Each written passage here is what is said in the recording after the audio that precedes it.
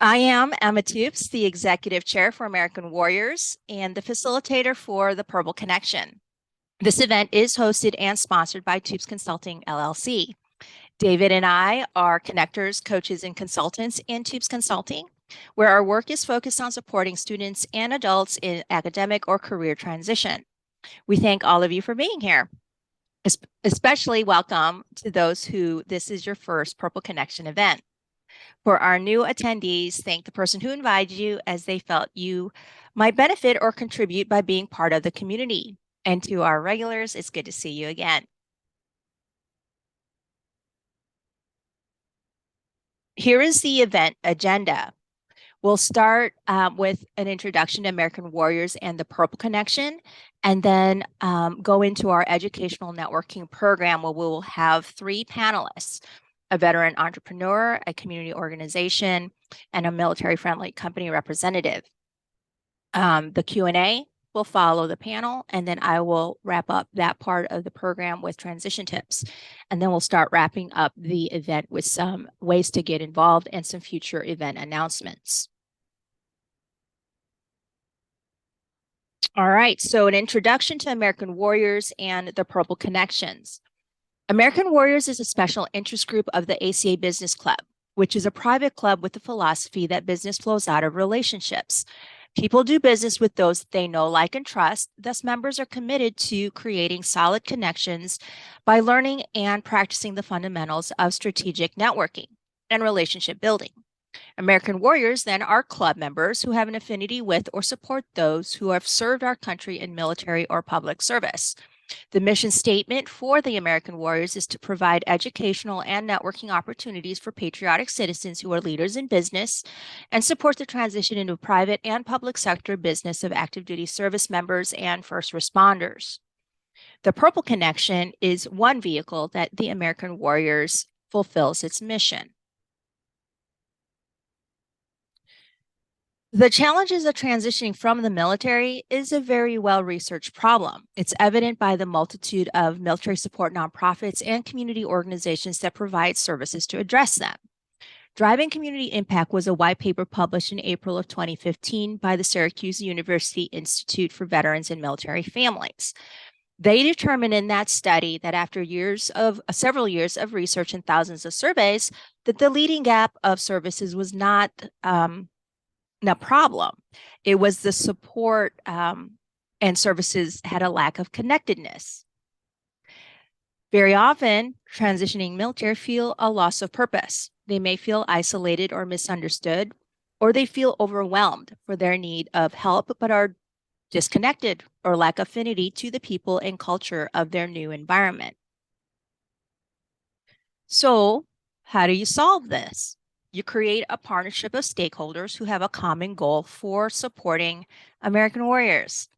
The Purple Connection is a community of partner stakeholders with a common focus of service, support, and care so that we can effectively address the challenges of transition.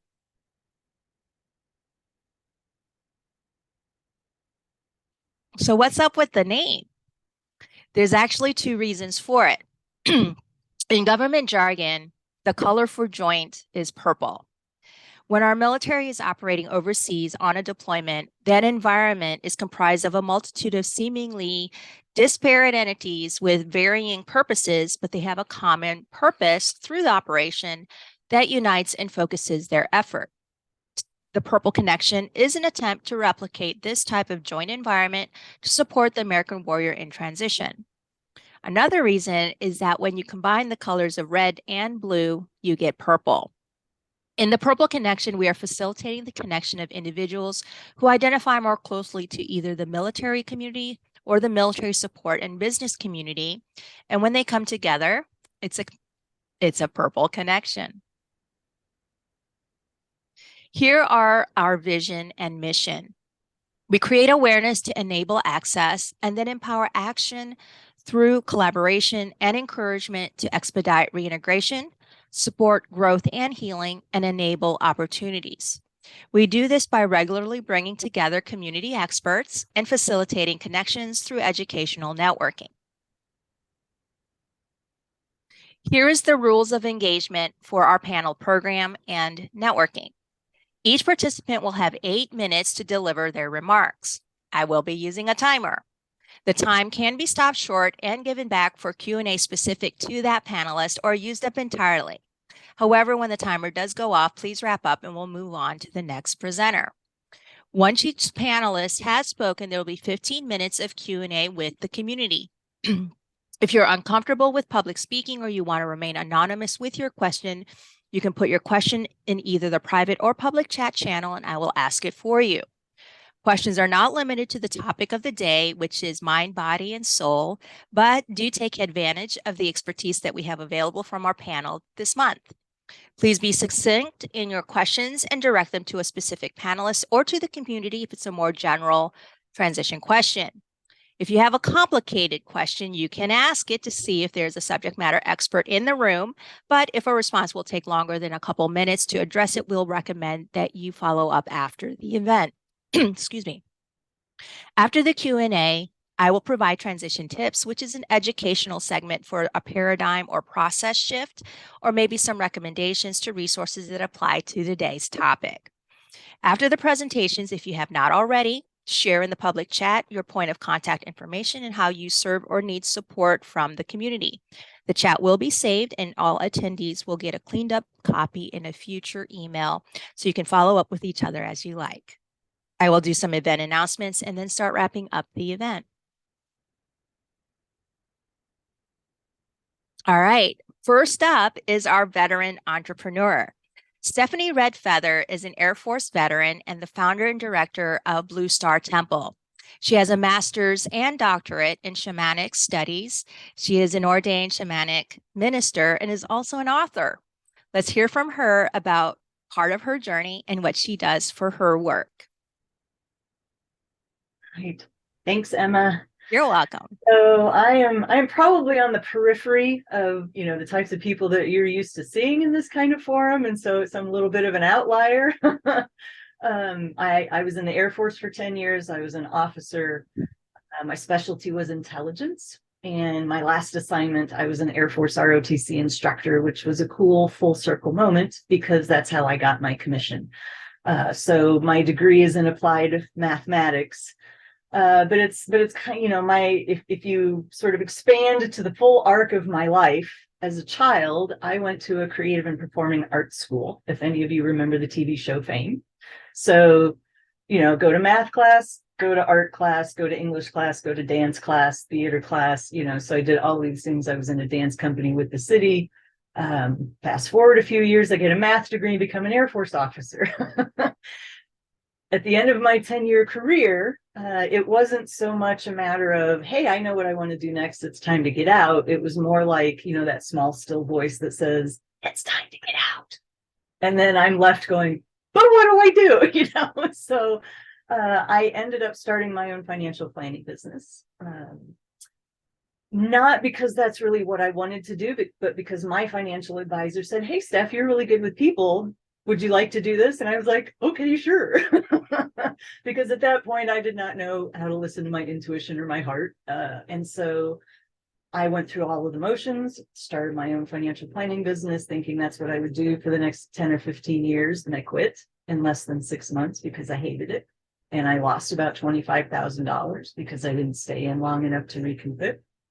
And that is what threw me full force into what I call my spiritual awakening, which I have defined as a 5-year period that felt like living 100 years in the space of 5, where I just went deeply inward and, just had a really, really challenging time of figuring out who am I and what do I want, and, letting go of my attachment to how I thought my life was going to look. And at the other end of that time, nothing looked the same. Different city, different job. I was divorced, different car, different house. Everything that could be different that was significant was different. But what also happened for me is in 2007, I stood up my business because I realized that through my very deep inward journey that I had some wisdom to share and that I felt compelled if I could help other people, through those dark night times, then I felt compelled to do that. So in March of 2007, I stood up my business. So, you know, in the broad brush strokes, I am here to help people navigate their spiritual awakening, to, you know, on their path of healing. And I love that in your mission, Emma, you talk about healing as one of those pieces, you know, so that's the little chunk where I would fit in there, because my experience of the military, at least when I was in, is they do a great job of addressing your physical needs, and they suck at addressing your emotional needs. And so that is, you know, that's where I work and play. I am a non-traditional therapist, right? So I'm spiritual counselor, but, you know, not, you know, non-denominational. My master's and doctorate in shamanic studies. I practice a Peruvian tradition of shamanism, but it's very, you know, inclusive. My experiences allow me to speak both left brain and right brain, right? So it's a little bit odd, you know, that maybe somebody who's so woo-woo, it's like, yeah, I can speak left brain, right? I can be a project manager. I can, you know, I led troops, you know, the whole thing, but it makes it so that I can bridge the gap, right? I can speak, I can meet somebody where they are and speak their language. So in my practice, I work with individual clients. I also teach classes on a variety of, you know, metaphysical and spiritual subjects. I'm an energy healer. If any of you have heard of Reiki, I'm the Reiki master. I work with crystals and stones and sound healing, different shamanic tools. I perform house clearings. If you've ever heard of that, energetic house clearings, or sometimes called house blessings. I've done weddings and performed, you know, different ceremonies and rites of passage. I offer oracle readings and shamanic astrology readings. So there's quite a few things to what I offer. And I am also an award-winning international best-selling author. And my flagstone book is called The Evolutionary Empath. So if that's not a term that you've encountered before, an empath basically means a very highly sensitive person. You might have heard that term before, highly sensitive person. But empaths are people who feel things very deeply, and we take on other people's emotions. We take on energies around us, so we can be very sensitive to environmental. It can be noise, smell, light, electromagnetic frequencies. It's very difficult to figure out where we end and the next person begins. And so when we don't know this about ourselves, we can sort of feel everybody else's stuff, but think it's our own, because we don't know how to distinguish what is actually ours. There's a whole lot more I could say about it, but my book goes into a lot of detail and also gives tools, right? So big part of what I do is I help empaths, I help highly sensitive people recognize their gifts, learn to relate to them as gifts, and then help give them the tools to manage their energy, to draw boundaries, right? Boundaries are a huge thing, so that you can start to figure out where you end and the next person begins. I also, this is an oracle deck. If you don't know what that is, it's sort of, I'm sure you've probably heard of tarot cards. It's basically a divinatory tool, where it's a deck of cards that have an image and a positive, uplifting message. And this is a 5-time award-winning oracle deck, where I both painted the art and created the messages. And then I'm a contributor to 4 other best-selling books as well. So that's a huge part of what I offer, you know, in my work as well. So while I don't necessarily interface heavily with the military community, I do have former military clients. I know it's challenging sometimes, you know, military people tend to be very much more conservative as a general rule. So making their way to somebody like me can sometimes be a bit of a long walk. But I am here to support those people, and I understand, you know, I have a lot of tools in my toolbox for helping people with PTSD or challenging emotional issues that they had to stuff down while on active duty. I could do the same thing, right? To be able to just drop your shoulder and move forward, and you just take all of that stuff and you shove it down so that you can, you know, do the mission. I work with adults. Every once in a while, I will work with older teens, just depending on their need and their maturity level. But my you know, people, I do work with adults. So if you want to support me, anybody that's a sensitive soul or somebody on their spiritual path and what I'm talking about resonates, send them my way, purchase my works. I'm also available for speaking and offering classes at your workplace if what I do dovetails with what you do. You can subscribe to my newsletter. You can, I have my own my little alarm, my 8-minute alarm is going off too. So you can subscribe to my newsletter or just reach out and we can have a deeper conversation to see if your needs fit with what I do. All right. Very good. Wow. There was a lot of really great information. Thank you. Thank you, Stephanie. All right. So we will continue with our panel program. Next is our community organization representative. Logan McKinney is an Air Force veteran also, and the president of Second Chance Outdoors. This is a nonprofit that empowers veterans, first responders, and their families through the outdoors. Let's hear from him about the organization and the variety of support activities and programs they offer. Hey, Emma, Hi. and hey, everybody else.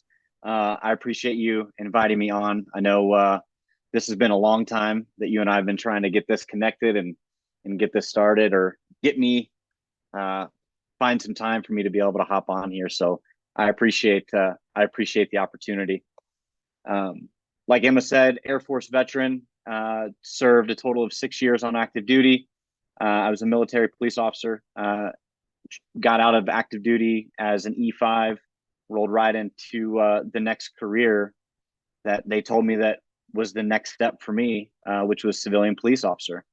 Did the civilian police officer thing for a number of years, from your regular patrol guy to violent crimes guy to a SWAT guy, from kicking the doors and doing the things and going after bad people doing bad things. Did a little bit of contracting work as well in that journey of leaving active duty into my civilian career. Worked actually in or at HKIA or Kabul International Airport. Obviously not before the withdrawal and all that. So that was kind of a unique perspective, being able to see those things happening on news and relate to it. By day, I'm a business development manager for a local mortgage company in Kansas City, and by night, I'm a husband and a father of 4 kids with a brand new baby girl who just turned 1 on Monday. So happy birthday, Eleanor. And I am the founder and president, like Emma said, of Second Chance Outdoors. She nailed it right on the head. Our mission is to empower our nation's veterans and first responders through the outdoors, provide resources, education, and community to their families as well. One of the things that I noticed when I got out, my transition was I didn't want to leave. I had a whole lot more to give to the military, to the Air Force, to the mission. I didn't want to leave. However, in 2014, there was a drawdown. Had I not made E5 my first time, I would have been able to stay in, but fast burner got promoted. We ended up being overstaffed in E5s, attempted to cross train, sequester hit, no more funding. Long story short, pat on the back. Thanks for playing. We'll see you later. And out the gate, I drove literally to my house to swing my feet on the kitchen counter, not really knowing what the next step was going to be, because I hadn't heard from the agency that I applied with or anything like that. So one of the big pillars of Second Chance Outdoors and what we do is building that community, because Maslow's third hierarchy of need is community and belongingness. And with that transition, whether it's from civilian law enforcement, civilian firefighter, or that veteran world, you have that unit cohesion, you have that tribe that has everybody's got the same mindset, almost very mission driven, and you can communicate with your close tribe about what's going on in life, and they can kind of see it. They may or may not give you some healthy coping mechanisms, but they're there to provide support. And that was one thing that I wanted to make sure that we hit on with Second Chance Outdoors. And one of the ways that we do that is through hunting. Hunting for me has always been a very grounding experience, a very enlightening experience, to the point where I had just gotten back from Kabul after contracting.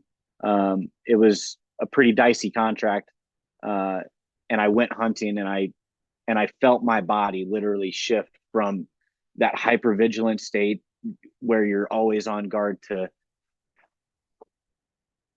I can breathe, I can see, the world isn't trash on fire and rockets falling from the sky. It's this beautiful, beautiful thing. And I felt that groundedness and that connectedness. And at that moment, that's when I kind of knew, like, hey, I need to do something about this. I need to share this with my brothers and sisters. And so I just started working to figure out how to do it.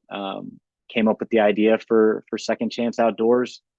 Literally called up an attorney, got the paperwork started, and off to the races we went.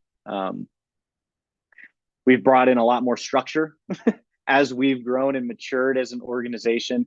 It's not all about just going hunting and being able to go hunting. We have a whole program that we get to take our veterans and first responders through.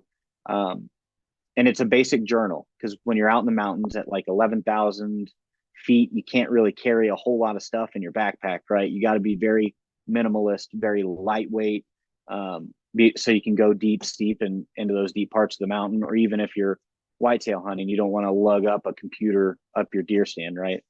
So it looks like it's a journal, basically. It starts with daily gratitude, right?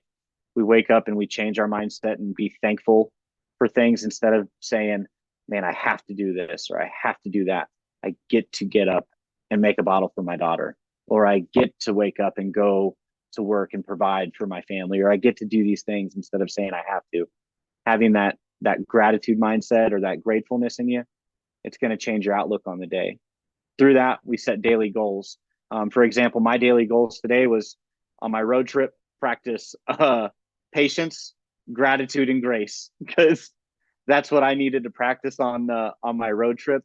And I vocalize this to our folks in camp. Like, that's literally what your goal can be for the day, man. Like, practice breathing, practice feeling the ground and grounding yourself, so you can take these skills, build upon it in your everyday life. Because once we get off that mountain or out of that deer stand, life's coming back, and we still have to keep on keeping on, right? We still have to get up, pay the bills, go to work, do the things, with the everyday stressors. But if we can teach you some things to help manage that stress, even better.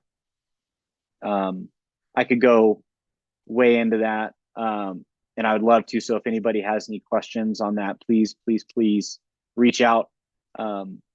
We do have a big event coming up in Kansas City in June. We have our very first annual golf tournament called Fairways and Freedom. It's going to be out at the Blue Springs Country Club. That was a tongue twister for some reason. So if you're out in Jackson County, or want to make a day trip out to my neck of the woods, would love to have you guys out there to learn a little bit more about our organization and meet some fellow veterans and small business owners. How did I do? All right. You have 25 seconds left. That was very well done. Thank you. Great information. Love to hear the story as far as where you're coming from to get to where you are. All right. We will move on to our next presenter. All right. Next is our military-friendly company representative. Danny Davis is the owner and a personal trainer for Atlas Custom Fitness Solutions. Let's hear from him to learn more about how they create an individualized plan that includes personal goals, movement, and a neurological lens for a program that addresses the entire body. All right. Well, hi guys. It's a pleasure to speak to all of you and to meet you.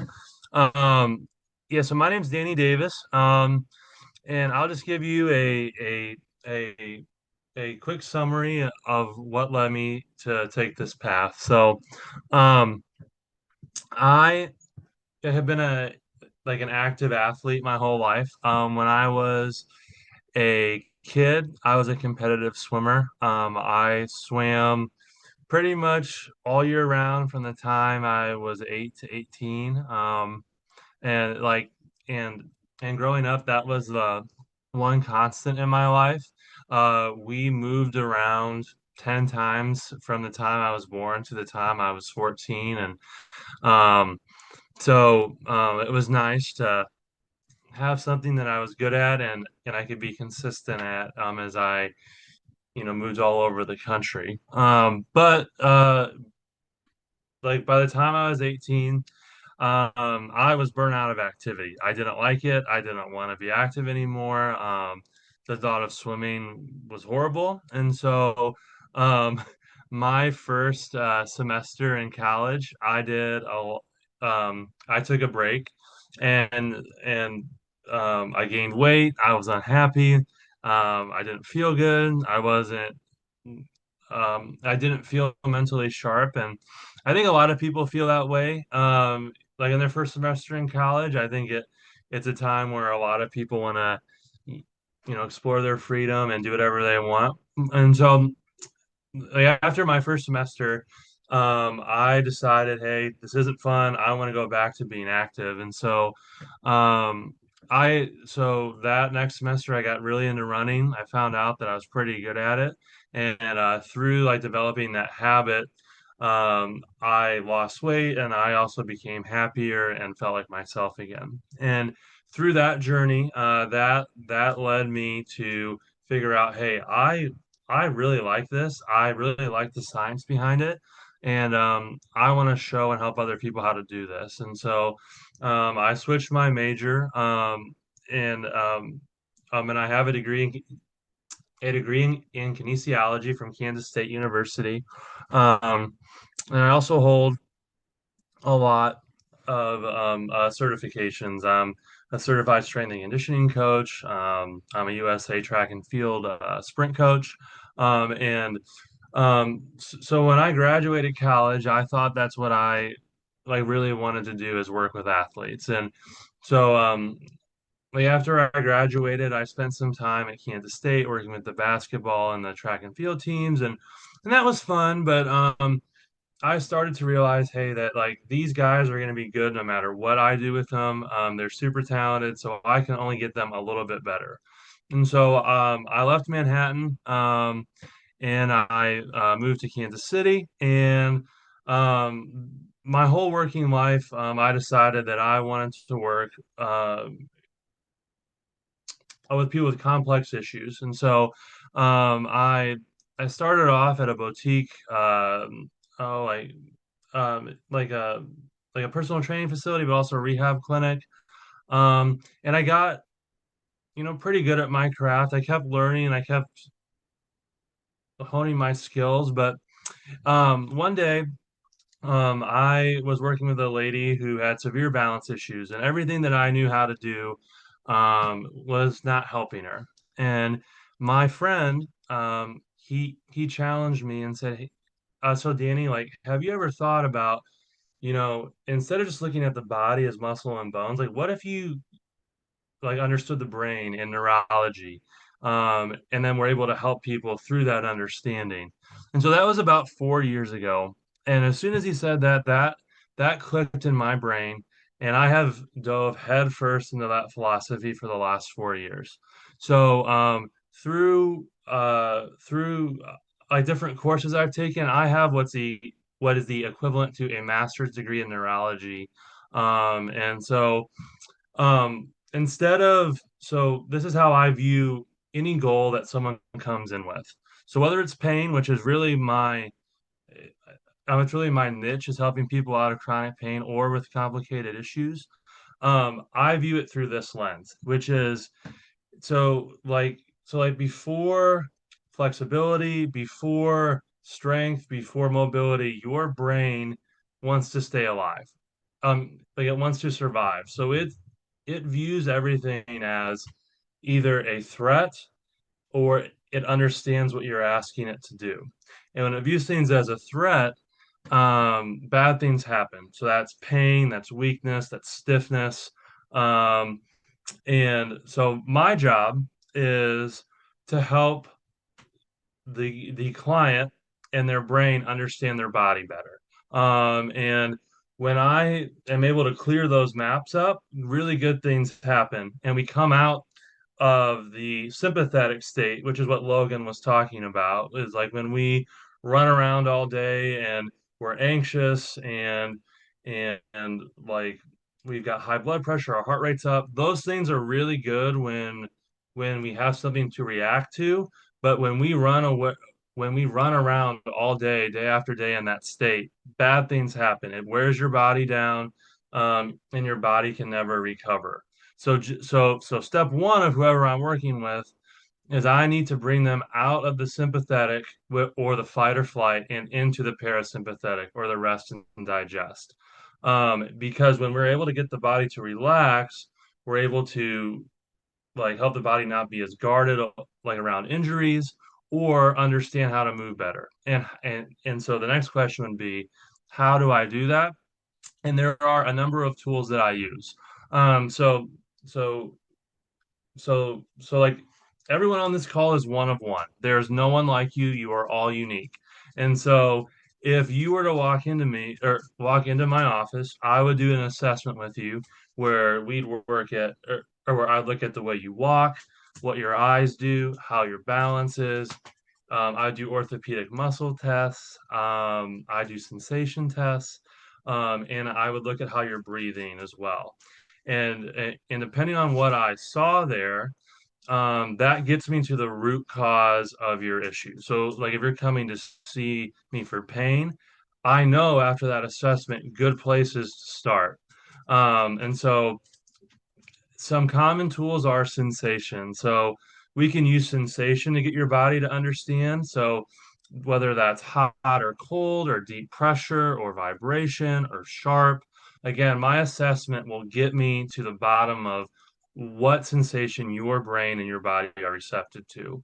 Then we'll look at like how are your eyes functioning, because out of all of the different senses your eyes take in about 80% of all incoming information. So that means sight, hearing, smell, like your eyes are taking in a tremendous amount of information. And so if your eyes, like if there's something going on with your eyes, it perceives everything as a threat. So I can see that through our assessment and we can work on that.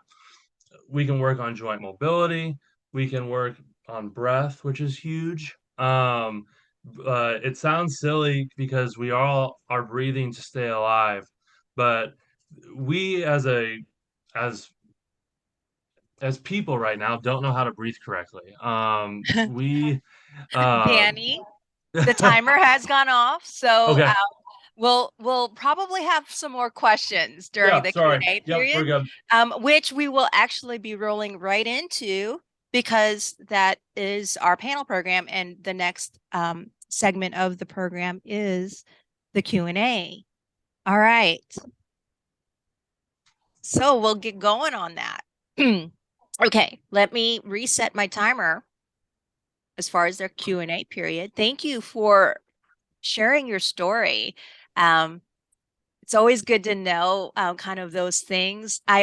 When I invite people to be part of the program, I know just enough to make it an interesting program, but I love to hear your stories. Thank you for sharing.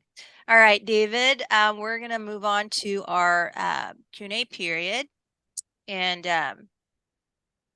that'll be 15 minutes. All right, so first question. Who's got one? I've got one for each, Danny and Stephanie. How do you want me to do that, Emma? Go ahead and address the person whose question you have, and we'll go from there.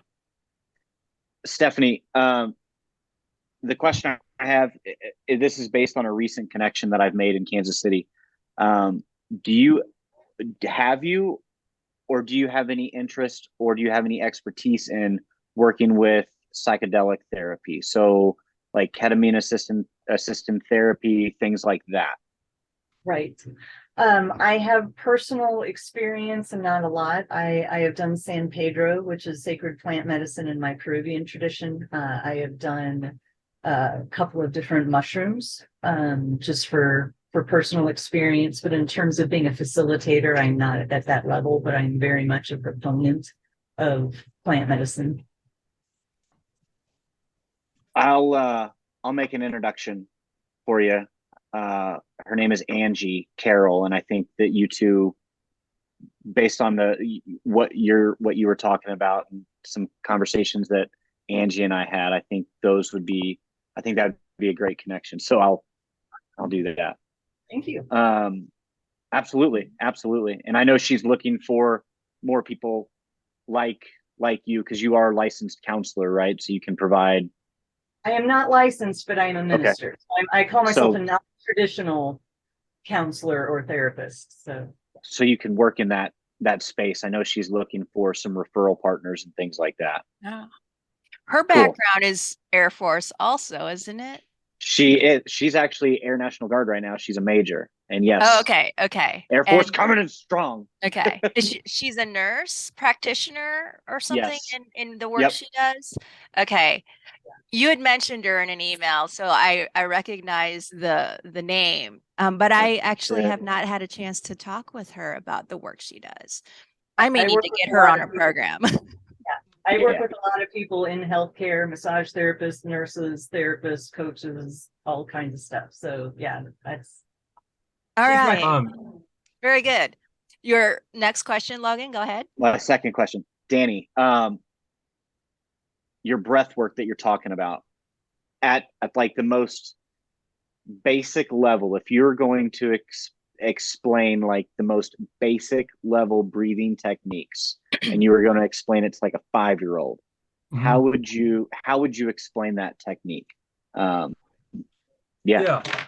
So if I'm speaking very simply and very broadly, I'll talk about two. One, like there are two big problems. The first problem is, like I mentioned, everybody's running around in the sympathetic state or the fight or flight state.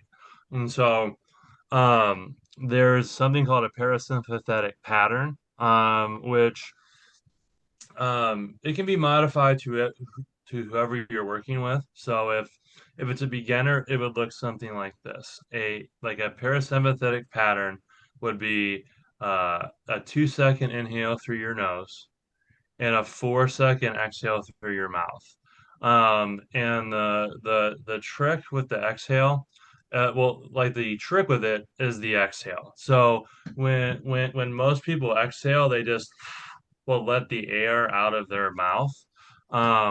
It's called forced respiration, and so, or straw breathing is what it's called. So what I have people do is take an inhale through their nose, and then instead of just letting the breath out, purse their lips and force it out for 4.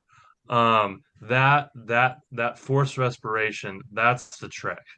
So and that can look like a 2-4 pattern, that can look like 4-6. It can get more challenging infinitely with the person that you're working with. But it's that doubling pattern that is the trick. Gotcha. Thank you. I know whenever we have guys out in camp with us, the way that I can relate it to veterans or first responders is combat breathing, right? And it's literally exactly what you just explained. But my 5-year-old, when he's having a day, I can't tell him like, hey man, practice your combat breathing, because he doesn't know what it is. No. So that's why I wanted you to break it down to a 5-year-old. Yeah. That's awesome. That's hard. And something else that like you can do for kids is like that sensation piece, the tapping. Like that tapping has been shown to really like take people down too. And I have helped hyperactive kids with that. Like where like we'll tap, or I'll have them tap, and it seems silly, but it really works. So you mentioned earlier just in passing, and I think I know what you're talking about because I've heard it said before that most people are breathing wrong. Hmm. And that it's like, okay, how do you not breathe right? We're all alive and breathing. And I think I Yeah. know the answer, but I'd like you to explain that phrase that you just gave. Is like people are breathing wrong. What is that about? Yeah.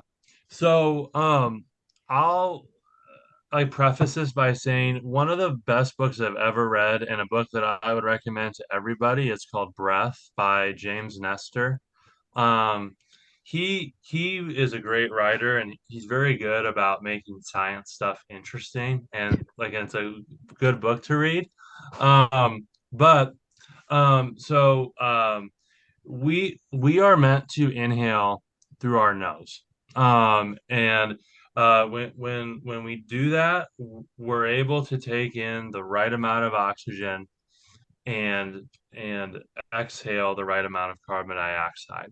Um, as we've evolved as people and as our lives have gotten more comfortable, you can actually look at the research. Our skulls have changed. Our nasal passages have gotten more narrow. Our jaws have gotten bigger, and there's all kinds of problems when you are a mouth breather. So, like if at night and you wake up and your mouth is dry, you're a mouth breather. Um, and so, like I Okay. said, it sounds silly because we do have to breathe to stay alive, but there is a ratio of having enough oxygen and enough carbon dioxide. And if someone doesn't have enough carbon dioxide, that's something that is an easy fix because like we've been taught that carbon dioxide is waste, but we actually need some to function. Right.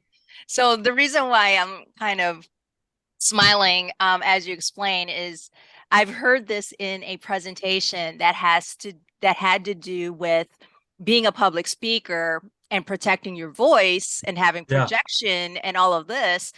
And the whole idea of breathing wrong was introduced in kind of funny way because it's like, how do you not do this right?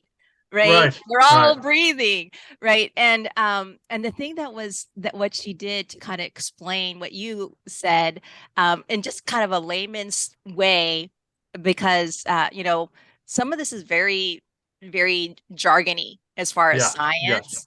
But yes, she said, okay, everybody put your hand on your stomach and breathe. Is your hand going up and down?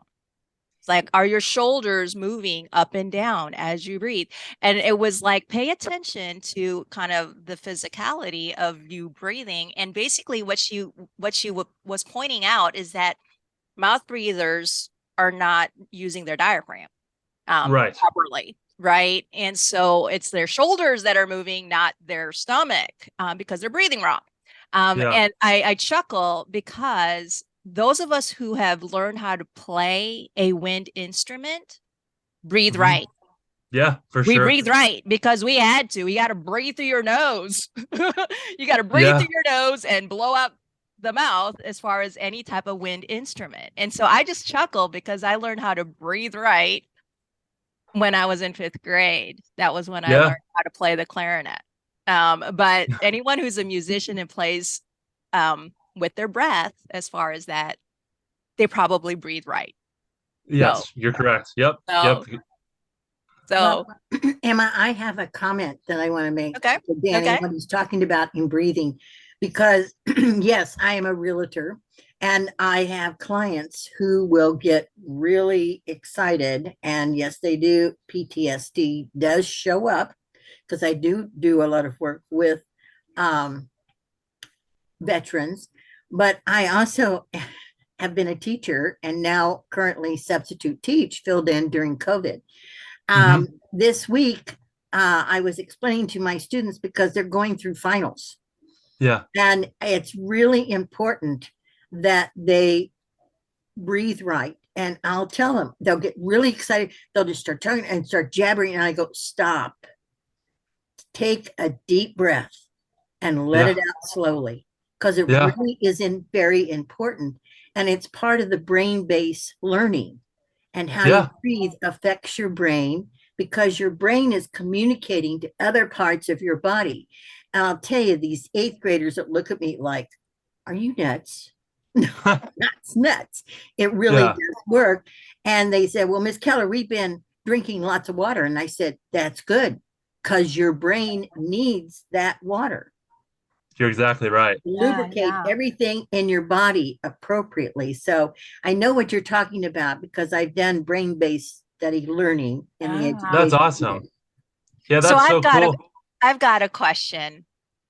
So each of you talked a little bit in context of your business with the mind, body, and soul. I've got transition tips that I'm going to be doing here in a little bit. But one of the things that, Danny, you have mentioned in the way that you work with folks in this wellness cooperative that you're kind of putting to, tell us a little bit about that, because you talked about that cooperative involving practitioners and providers who focus on body and movement, nutrition, and mindset. So kind of the mindset and nutrition piece, we haven't really, talked much to this point, but just kind of describe a little bit as far as kind of the food piece, the nutrition piece, as far as this whole idea of mind, body, soul. Yeah. So again, very basically, your brain needs two things. It needs fuel, which is food, water, and oxygen, and it needs activation, which is learning or moving or getting like your brain involved in some way. And so, understanding that made me realize, hey, I can't truly help everyone the way that I need to, because I'm an expert in movement and neurology. I don't really know about food. And so, and then I started to think, well, people need all these different parts to be truly well. And so, I'm going to start getting involved in networking groups. And as I do, I'm going to try to find these different pieces. And that's kind of how I met Emma, is like through the ACA. And I found what she did super fascinating and super important. And so, throughout 2022 and into 2023, I've continued to meet people, um, um, and I hope to get Emma more involved as the like in part of as part of our co-op. But right, so I'll work with Emma, and then I have a dietitian who also does functional medicine. Her name is Rochelle Lemon. And Rochelle is awesome because the functional medicine piece, it allows her not to guess. So she can order like blood work and genetic testing and mineral testing and much more, like, so that and she finds out what tests to order through her intake form. And so she could see something that was like, I wonder if they're getting enough B12, or I don't think they're getting enough X. She could she could order a test, have that test come back, and then she could prescribe a supplement to meet that need. That's cool. Yeah. And Let me so, ask a slightly different question related to that, to Logan. So Sure. Logan, on your adventures that you take your folks out on, you say that you have to kind of pack light and you have to bring your materials and resources with you. Do you give them packing lists for what it is that they bring, or you just kind of give them, free license to do whatever they want? No, no.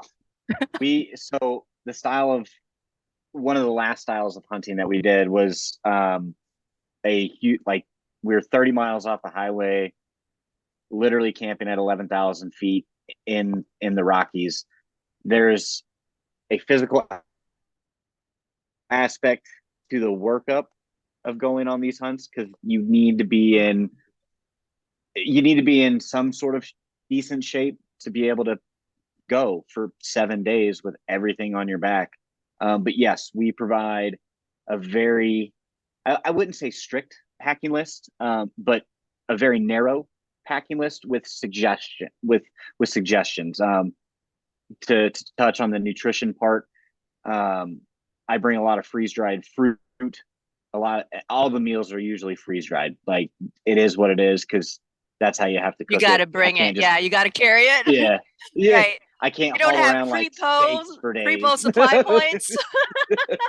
No, no, Okay. but we talk about the importance of the hydration and like good fruits and easy snack type foods, because if you're not like fueling your body correctly with the correct nutrients, right, your mind is going to start to get foggy. In those foggy moments, that's when like bad thoughts can start to creep in. So like the whole thing that Danny's talking about and we're all talking about today about, you know, mind, body, soul, spirit, like everything is literally connected from Yeah. what you put into what you get out to like all of it. And All it's pretty right. cool to hear everybody's conversation about it. Okay, well, we're going to need to move on. This has been great as far as the questions asked and the responses given. Thank you, everyone, for contributing to the conversation. Next up are going to be some transition tips. All right, so Toops Consulting is focused on supporting students and adults in life, school, career, or business transitions. However, in this segment of the program, I'm not going to talk about our business, but provide transition tips pertaining to the topic of the day, which is mind, body, and soul. Today's transition tips, we're going to just provide a few insights and perspective regarding kind of what the meaning is as far as mind, body, and soul. So, what about mind, body, and soul? From the context of our panelists today, we've learned some ideas and perspectives to these topics in context to their respective businesses. But these are merely some of the things to consider when addressing the challenges of military transition. The paradigm shift I'd like you to make from today's transition tips is to expand your understanding for why military experienced people have their typical mindsets for these words, mind, body, and soul. They're often very intentional in their performed behaviors. They usually are at a higher level of fitness compared to the average citizen, and they do have a common purpose and drive for community and service to the country. The requirements of the business of military service conditions them to certain definitions for mind, body, and soul. And this may be contributing to some of the transition challenge. Okay, so here's what I mean. David, can you bring back up the slide? I want them to be able to see this picture. All right, so the first picture in this slide is of an iceberg. And it gives the Sigmund Freud theory that, you know, there's three levels of the mind. There's the conscious mind, which is part of the iceberg that is above the water. And this is what we observe, right? It contains thoughts and memories, feelings and wishes. And these are things that we are aware of at any given moment. This is the part of our mental processing where we can think and talk rationally. Okay, this is where we apply logic to justify our decisions. The preconscious mind is near the water surface and it may or may not be visible at any given time. It's anything that we might bring into the conscious. So this is knowledge and experience and feelings which we can recall. The unconscious mind is submerged entirely and you cannot see it above the water. This is the reservoir for everything outside of our conscious awareness. This also includes physiological and biological systems, which we have no conscious control over, right? So similar to the iceberg, despite preconscious and unconscious minds not being visible, they hold up the part that is visible, and that's who we are as far as what we are able to understand or observe, whether we're aware of it or not. You'll also notice that the unconscious mind is the largest part. So in context of truly understanding what supports what manifests in our visible person and behaviors, we only see and consciously control a small part of it. So in the military, what you see and expect of people for their performance and behaviors is very well defined. And it's structured. It's based on the standards for their functional and technical contributions to the work. And all necessarily knowledge and contributing mind processes are trained, right? Relevant to their experience, their function, and their level of authority. Now, mind in the military, thus, is not necessarily individually and personally derived or defined. Instead, it's conditioned into us through the organizational expectation of our individual contributions. So like what Logan had described earlier, he was a military policeman. So some of the mindset that he had was tied to that expectation, to his contribution to the organization. Conscious mind is where decisions are made. However, not everyone has full authority to exercise it. Might have different ideas, different ways of maybe doing the business, but you can't necessarily exercise it when you're in the military outside of a defined and explicit process that you have been trained. Rationalization of your decisions doesn't always occur with each individual action because we follow orders to contribute to an organizational outcome. Body in the military is also not necessarily our own. Yes, it is. We are individuals. However, we are also considered an individual asset that must be kept ready to employ and apply with other assets. Yes, we must be in good physical shape. Yes, we are given food, healthcare, and allowances to sustain and maintain us. But we're part of an institutional system that demands certain standards. The condition of our body is part of that expectation to the standards. The system is equipped with the resources for us to be held to those standards. When we individually fall outside of acceptable risk tolerance in any area, our continued service could be threatened. Soul is this immaterial aspect or essence for being. And in the military, this is a universally common belief and commitment, because people believe in it, to serve our country. Everyone has it. It's what allows us to have a military of very diverse individuals to comprise a high performance and championship team of the country on the world stage. That's what our military is. When no longer in the military, what defines mind, body, and soul for our men and women who have served? How we show up to perform actions, our behaviors, our decision-making processes, our basis for our rationale, our language and standards for performance. A lot of that has been defined for us, whether we knew it or not. All of our experiences, feelings, and knowledge gained through the military experience are contained in the iceberg of our minds. But what of all of that is actually within our conscious control? And it manifests because we intentionally demand it. What if who we are and how we're showing up is actually unconscious or preconscious? We may be showing up not really fully understanding who we are, the state or health and wellness of our body, or our essence for our being. So the answers to those questions are part of the challenge when we're coming out of the military. It's not knowing who we are, that mind piece, that conscious decision-making part of who we are. And having others help us is usually necessary because we don't realize that we don't know or truly understand who we are at the individual level. We've been part of an organized composite of individuals in an organization during our service. So mind, body, and soul, pretty heady as far as the subject, and there's varying definitions for what do they mean based on perspective and context. Our panelists today are some of the experts within the Purple Connection community of organization and business professionals who can help people to better understand their individual self in body, mind, and soul. They provide support, personalized, that acknowledges that we are unique individuals.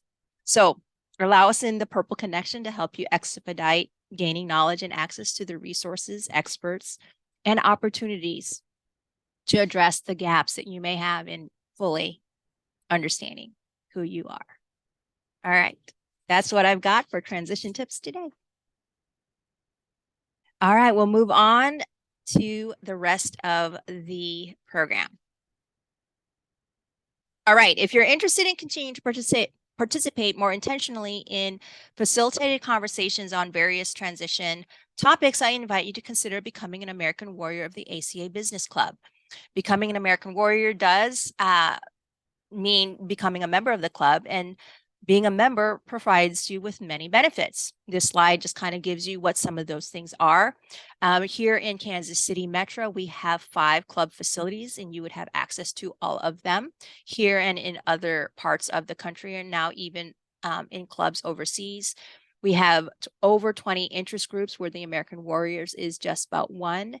If you are looking to develop in your business, you can join a business development team. There's plenty of sponsored events, club organized, and whatnot every week for opportunities to engage with others and learn. And then you can also connect as far as leadership opportunities in varying levels of organization within the club. The Purple Connection, the Strengths Profile workshops are things that are sponsored and organized by Toops Consulting, and American Warriors and other members of the club are encouraged to attend and invite guests to participate in those things. The American Warriors Lunch and Learn is our monthly activity. It's actually coming up next week. And then there's the semi-annual social and guest speaker program, which is an in-person event, and then opportunities to serve at the executive committee or club committee, being an American Warrior. For future events, next week on May 25th is our American Warriors Lunch and Learn. This is a Zoom event that will feature a presenter and facilitator, that is Derek Keller. And the topic of the day is decision-making authority, with some subtopics of problems, communication, assessments, and accountability. If you want to direct message LNL in the chat channel, I will respond after the event with a registration link. You can check that out. The Intro to Strengths Profile workshop is now on demand, and if you're interested in getting some information on that, do a direct message of SP Intro in the chat channel, and I will follow up with more information on that for you. This, of course, is the Purple Connection event. It is the 3rd Thursday of every month. Next month, our topic of the day is planning for life's next stage. So here is our lineup for next month's panel. Our veteran entrepreneur is going to be Eric Olson, who is a financial advisor with First Command. Our community organization representative is actually Sharon Keller, who is on the call today. She's the chair of the Veterans Committee of the Mission Hills chapter of the Daughters of the American Revolution. And then our military-friendly company representative is Heather Schaller, who is the funeral pre-plan director for Penwell Gable, and that is a funeral home. I, as usual, will be providing the transition tips. So just in case you are not aware, the Purple Connection does have an online presence. It's thepurpleconnection.com. This will land you on the community page of our Toops Consulting website. Use this to easily refer people to see the event announcement for the next event. There's also a way to also register for it to get the Zoom link. And we also share the most recent program video so they can see that if they missed it before. If they're not already on our mailing list to receive our event announcements, you can go to that site and sign up to get on our mailing list, and then you'll know what all we're up to as far as future programs. If you're not familiar with the transition services that we provide in Toops Consulting, we are academic and career transition coaches, and we also support folks in transition as far as transition from the military, and if you're looking to maybe become an entrepreneur. Next slide. Feel free to schedule an appointment for a discovery call with me if you are undecided for what to do, or if you need a referral or need some guidance. This is a free call, and it can be a phone call or a Zoom as you like. Just go to toopsconsulting.as.me, and that will give you the options to select an appointment time that suits your schedule. Connect with me via email, text, website, or LinkedIn as you prefer. I will be happy to support you as I am able. All right. Well, thank you, everybody, for being here. Have a good evening. I hope you learned something, and feel free to follow up with each other. We'll see you at the next event. Have a good evening.